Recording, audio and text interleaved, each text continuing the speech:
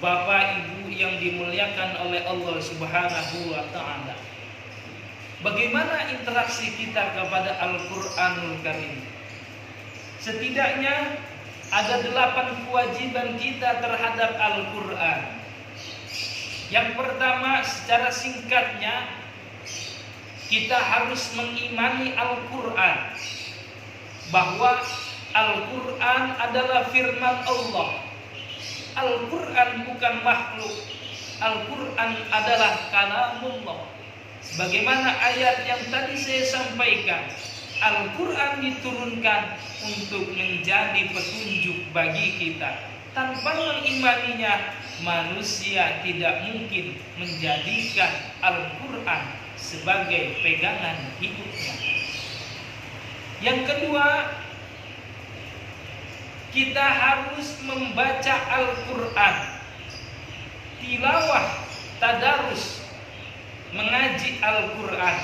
Al-Qur'an adalah kalamullah, yang membacanya bernilai pahala. Apalagi saat ini kita berada pada syahrul Qur'an, atau bulan yang diturunkannya Al-Qur'an. Siapa yang membacanya pada saat bulan ini, maka akan dilipatkan pahala atau ganjarannya dari Allah Subhanahu wa taala. Adapun yang ketiga adalah kita harus mentadaburi Al-Qur'an, yakni merenungkan Al-Qur'an sehingga kita mengetahui maksud dan kita bisa mengambil pelajaran serta petunjuk dari Al-Qur'an. Yang keempat adalah menghafalkan Al-Qur'an. Al-Qur'anlah yang kita baca saat sholat, yakni surah Al-Fatihah dan surah setelahnya. Maka hendaknya kita menghafal Al-Qur'an sesuai kemampuan kita. Yang ideal adalah menghafalkan Al-Qur'an seluruhnya lengkap 30 juz. Kedudukan para penghuni surga nanti akan berbanding dengan hafalan Al-Qur'annya. Semakin banyak ia hafal Al-Qur'an, semakin tinggi derajatnya di sisi Allah Subhanahu wa taala, dan semakin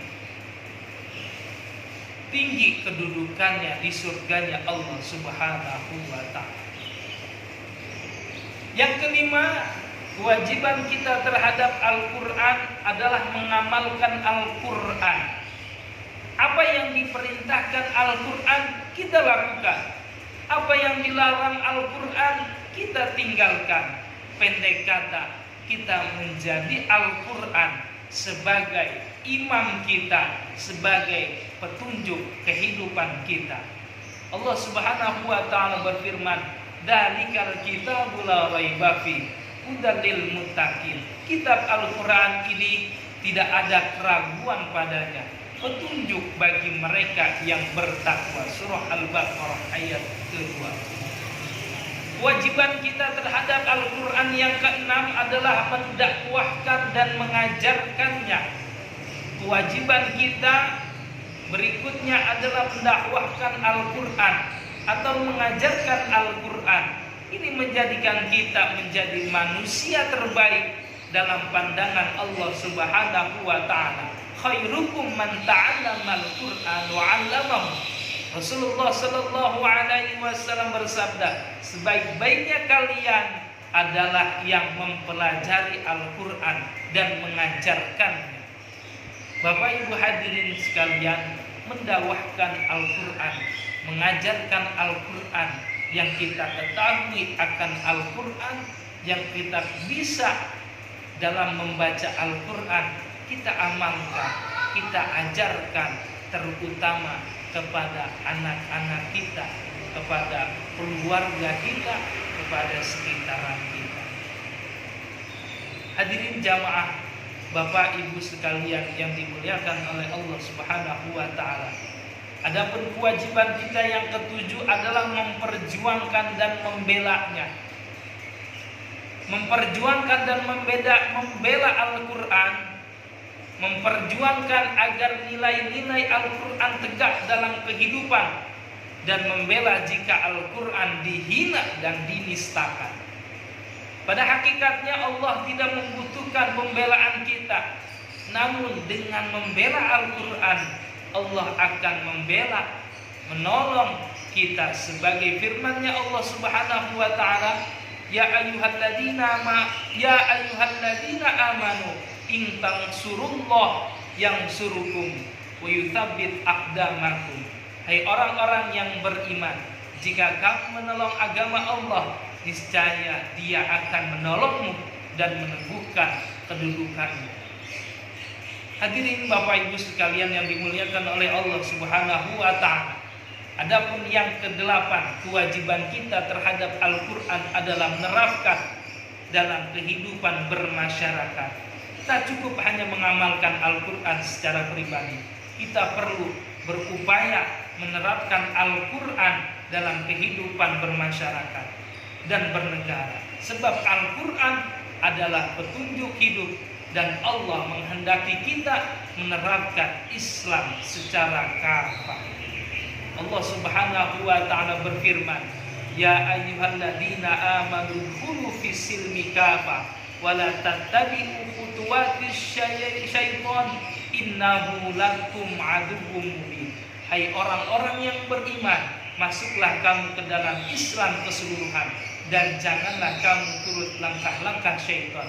Sesungguhnya syaitan itu musuh yang nyata bagimu. Surah Al-Baqarah ayat 208. Hadirin Bapak Ibu sekalian yang dimuliakan oleh Allah Subhanahu wa taala.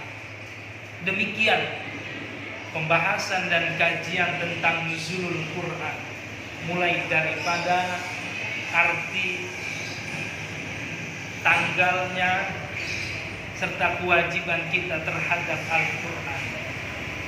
Semoga